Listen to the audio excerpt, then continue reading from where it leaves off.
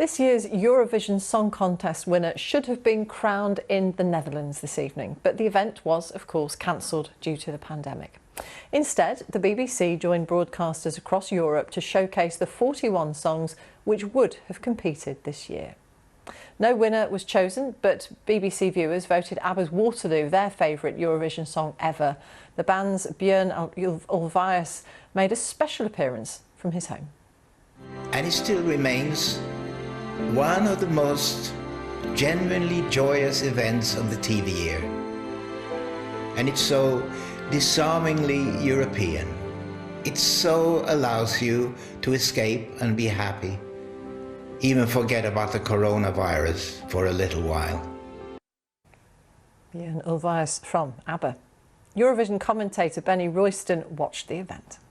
Definitely worth the effort. Something had to happen tonight. To have Eurovision night without Eurovision in any form would have been unthinkable.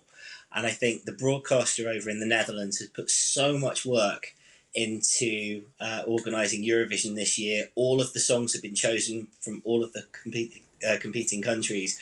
And it was only right that those artists got their moment in the spotlight tonight. But how can anything ever be a substitute for the real thing? It can't be, but you couldn't have a competition if the artists were all performing from home or if they were using the music videos, because it's not a level playing field. You had the Swedish song that was picked in front of 30,000 people in an arena that was going wild, and the Danish song was picked in an empty arena because they'd already started the lockdown in Denmark. So there was no way to create a fair competition this year. So it had to be cancelled, and the show that they put on instead was a really good show for the evening. What did you make of Bjorn from Abba making an appearance? I mean, after all, everybody knows, and a lot of people clearly love Waterloo, so to have him there must have been pretty special. I think so. We don't often hear much from the four members of Abba, and when we do, they very rarely talk about Eurovision. Some of the biggest stars that have kind of grown from Eurovision aren't that keen to talk about it. And I think that's a sign that Eurovision is becoming very mainstream again, and it's very popular again. So to see him on the show was a really good thing for Eurovision. What was the best moment of the programme that they put out for you? For me personally, I think seeing all the 41 singers performing Love Shine a Light was great, because that was the UK's last winner. And it's that kind of theme that, oh, we'll never win again and we've done really badly for years, just reminded everyone that actually we've won it 5 times, we can win it, we just need to send the best song. And that's hard when there's 41 or 42 countries competing. But it was good to see the United Kingdom successes brought to light in the show tonight.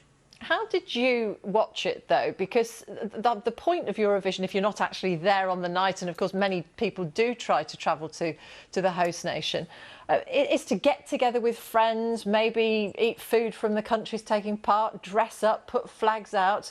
Can't really do that at the moment. Well, we had the flags up. We had the flags in the window. It was me, my husband, sitting there watching it with the cats.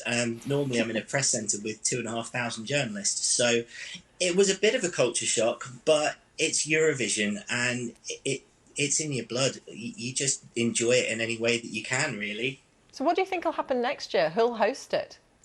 They announced tonight during the show that it will be in Rotterdam next year. So even though they missed out this year in the end, they will host it next year. And a number of the singers that were going to Rotterdam 2020 have been told that they will be selected again. Others won't be. So, for example, the Swedish act is not allowed to participate in the national final the year after they've won it. So Sweden will have a different participant next year, whereas a country like Israel has said that the artist deserves to go to Eurovision, so they will automatically be the country's choice.